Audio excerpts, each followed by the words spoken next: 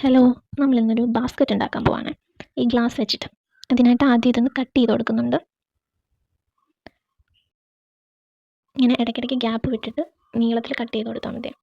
പിന്നെ കട്ട് ചെയ്യുമ്പോൾ ഒരു കാര്യം ശ്രദ്ധിക്കണം, നമ്മളങ്ങ് അറ്റം വരെയും കട്ട് ചെയ്യരുത്. ഇതാ ഇവിടെ വരെ കട്ട് ചെയ്യാവും. അങ്ങനെ നമ്മൾ ഫുള്ള് കട്ടിട്ടെടുത്തിട്ടുണ്ട്.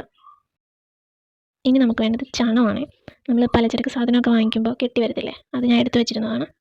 ആദ്യം നമ്മൾ ഗ്ലാസിൻ്റെ താഴെ പശ തേച്ചിട്ട് ചുറ്റിലും ഒട്ടിച്ച് കൊടുക്കുന്നുണ്ട്.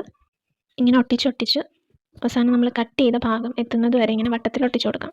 അങ്ങനെ കട്ട് ചെയ്ത ഭാഗം എത്തുമ്പോൾ നമ്മൾ അതിൻ്റെ ഉള്ളിലൂടെ ചുറ്റിയെടുക്കണം.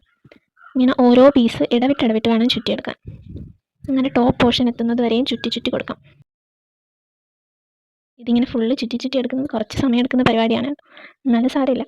പിന്നെ നമ്മൾ ചുറ്റി വരുമ്പോൾ ആ എടുത്ത പീസ് തീർന്നു കഴിയുമ്പോൾ ഞാൻ അവിടെ പശ തേച്ച് കൊടുക്കുന്നുണ്ട്. എന്നിട്ട് വീണ്ടും അടുത്ത പീസ് എടുത്ത് അതിനോട് ചേർത്ത് വെച്ചൊട്ടിച്ച് പിന്നെയും ചുറ്റി കൊടുക്കുകയാണ്. പിന്നെ ഞാൻ ആദ്യമായിട്ടാണ് കേട്ടോ ഇങ്ങനെ വോയിസ് ഓവറൊക്കെ ചെയ്ത് വീഡിയോ ഇടുന്നത്. നിങ്ങൾക്ക് ഇഷ്ടമായോ ഇല്ലയോ എന്ന് പറയണം കേട്ടോ. ഞാൻ ആകെ മടിച്ചാണ് ഇത് പോസ്റ്റ് ചെയ്തത്. അപ്പോൾ നിങ്ങളുടെ പ്രോത്സാഹനം ഉണ്ടെങ്കിൽ മാത്രം ഇനിയും ചെയ്യും.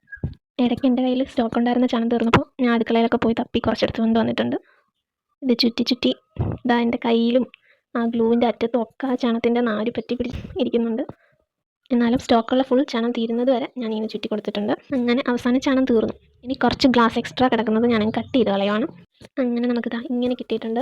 ഇനി ഇതിനൊരു പിടി വെച്ച് കൊടുക്കണമല്ലോ. അതിൽ ചണം ബാക്കിയില്ല. സോ എൻ്റെ കയ്യിലുണ്ടായിരുന്ന ഒരു പേപ്പർ ബാഗിൻ്റെ പിടി എടുത്തുകൊണ്ട് വന്നിട്ടുണ്ട് ഞാൻ. അങ്ങനെ അതിൻ്റെ അറ്റം രണ്ട് സൈഡിലായിട്ട് ഇങ്ങനെ ഒട്ടിച്ച് കൊടുത്തിട്ടുണ്ട്. അപ്പോൾ ഇതാണ് ഫൈനൽ റിസൾട്ട്. കുറച്ചുകൂടി ചണം ഉണ്ടായിരുന്നെങ്കിൽ നല്ല ഭംഗിയുള്ളൊരു പിടി വെച്ച് കൊടുക്കാൻ. പക്ഷേ ഇതും കുഴപ്പമില്ല.